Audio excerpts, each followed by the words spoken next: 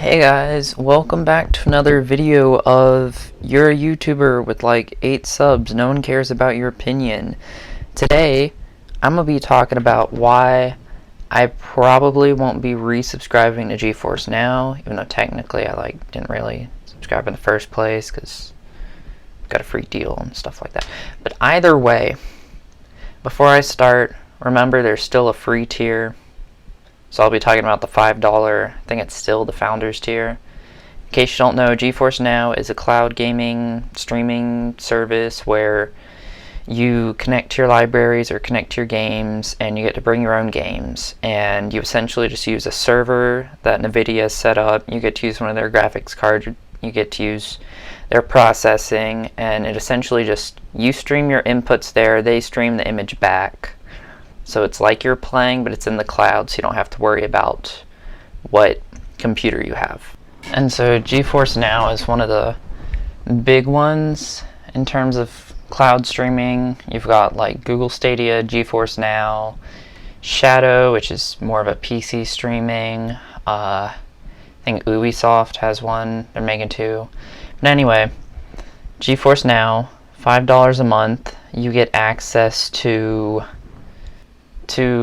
a faster connection to a server, I guess you could say. You get to use up to 4 hours. But yeah, you get priority access. You theoretically get into a server faster than most of the other people that use the free one. You have extended session length, so you could play up to 4 hours, and then you can turn RTX on. So $5 a month, you essentially get access, because with free you're not going to be able to connect, and you have an hour, so you can play like 2 games Fortnite. So anyway, I've got 8 reasons why I probably won't, and by probably won't I mean I won't, resubscribe to the Founders, which is only $5 a month. So it's not even a lot. Like, it's half the price. It's almost half the price. It's a little more than Netflix's cheapest plan, but got a couple of big, well, not big reasons. I've got a couple of reasons. So, number one, GeForce Now caps at 1080p compared to up to 4K on some of the competitors. And yes, this isn't the biggest, oh no, in the world, but 1080p is, I think, 68% of gamers use 1080p on average, mostly because it looks nice.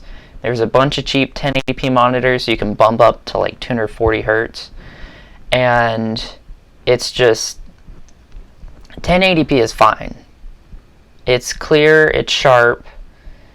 But the thing is, when you can get up to 4K, where it like looks incredible, 1080p definitely doesn't look as good.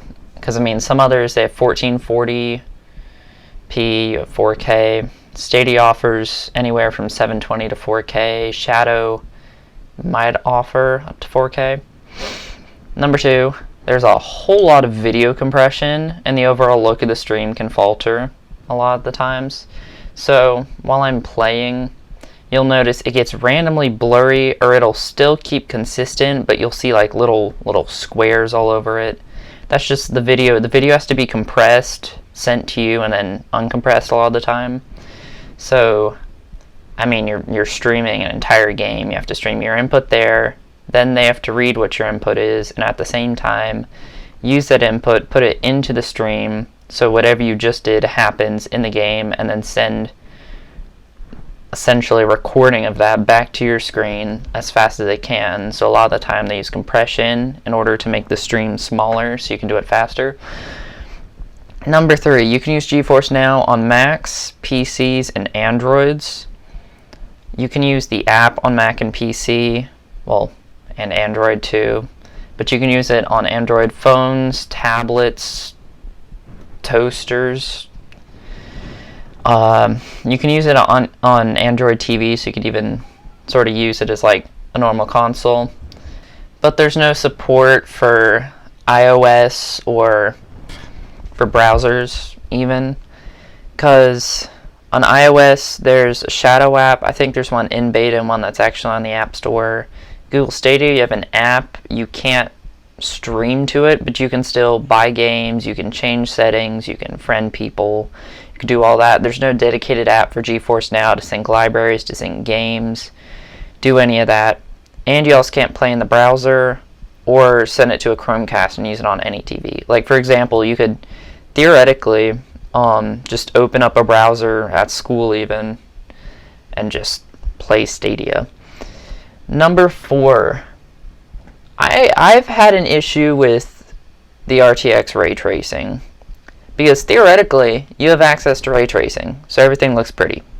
But I was trying to use, I think it was Quake 2 RTX, and in order to activate the ray tracing you need an RTX card. But when I clicked on it, it was like, nah, B, you can't, no. You need a better card. And so of course I'm confused, because NVIDIA is promising RTX ray tracing, and if it's not working, then it's not working. So what's the point of offering it? I don't know if this is just me, or just that game, or just what I was doing. They fixed it by now, if that wasn't even a problem. But for me, it doesn't work. Number 5, you're not necessarily guaranteed a spot to access a server, even as a founder. Like, at one point I still had to wait 15 minutes to join a server as a founder, even though you're guaranteed priority access. So a lot of the time they'll shove you at the front of the line in front of people that don't pay for it. And other services, most of the time, offer instantaneous connections to a server at any time. Yet again, Stadia, Shadow, I'm trying to think of the other ones. I've never had an issue waiting for people on Stadia, and Shadow I haven't heard anything bad about. Number 6, there's a time limit on the free and the paid services. Free, I totally understand. If it's free, you're not just gonna like leave it up overnight so you can keep your spot in line. An hour. It's not great, but it's not bad, especially considering you're not spending any money to access a server with a CPU and a GPU and all that. But as a founder, a 4-hour time, if you don't have a PC which play a lot of games, 4 hours won't really cover a lot. So that's a big issue. Number 7, a lot of developers are still refusing to allow their games to be streamed on GeForce Now. A lot of them have made deals and have approved it, or just completely ignored it, just essentially giving them quiet permission. So that's good. A lot of them completely support. They're like, all of our games will be available, everything will be fine. But some of them, such as, pretty sure, Blizzard and like possibly Take-Two, Rockstar, all those, they're like, nuh-uh, they're gonna have to buy it again. Which I guess that's also what it's like with Stadia. But the thing is, if you could bring your own game for everything else, but with this you just can't even access it, that's annoying. Number 8, I'm broke. And yeah, it's mostly a joke, but $5 a month for, I'm a teen. I'm like right in the middle of high school. So $5 a month can still add up to a decent amount. And sure, it's not the most expensive, and don't even think about telling me to get a job, because I'm trying. But I have like $45 in my checking account. I'm not gonna, yeah. So now that we're past all of my reasons why I'm not subscribing, we can take a look at some of the reasons that either you guys should subscribe, or some reasons that I might subscribe again later. So number 1, it's got very low stream latency most of the time, sometimes around 20 or 30 milliseconds of latency, which is, in some cases, can even be less than the natural input latency on controllers for like the Xbox, for example. Sometimes it's really good. Like, it feels like you're playing natively, mouse, keyboard, controller, touch screen, when you play those PC touchscreen games. Yeah, most of the time I prefer GeForce Now to Stadia when it comes to at least latency, especially if you have a slower Wi-Fi connection. Number 2, You can bring your own games. That's amazing. I don't have a lot of Steam games, but I just like bought a couple for the Steam summer sale. This is a great use for me to play them because I don't have a gaming PC. Yeah, it's sad. So I'm gonna skip over that. Number 3, it's $5. I mean, even though I'm talking about how $5 is still a decent amount because I'm broke, if you have a job or you get an allowance or you do chores, $5, I mean, it's not a lot. Sure, I'm not recommending you to be like, hey, I'm gonna take $5 and go buy it, but it's not the most expensive. Shadow used to be, I think, $30 at the cheapest. You could get like $20 if you got a year. That's a lot. Number 4, RTX ray tracing. Maybe it might work, I think. I don't know. Like I said, it's never worked for me. It might. I don't know. Minecraft ray tracing, maybe. Yeah, I have no clue if that works. But if you're one of those people that's obsessed with ray tracing, even though there aren't many practical applications, sure. And then number 5, even though a lot of developers are refusing to allow their games to be streamed, there's still a lot that support it, and there's a lot of games that are already on there. For example, I saw a listing saying that 8 out of the top 10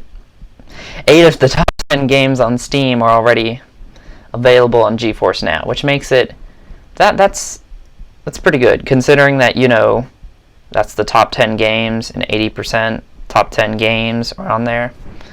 And then they're still making deals, they're still connecting with some developers, publishers, the works, so it's improving over time. And before I resubscribe, but if I plan on subscribing again at some point, I'm either going to have to wait till I have more games, or if they improve the quality, or if they make more deals with developers, because a lot of the games that I do have in my Steam collection, I can't even play. Like, I've got like some Tomb Raiders and Fallout and all those, but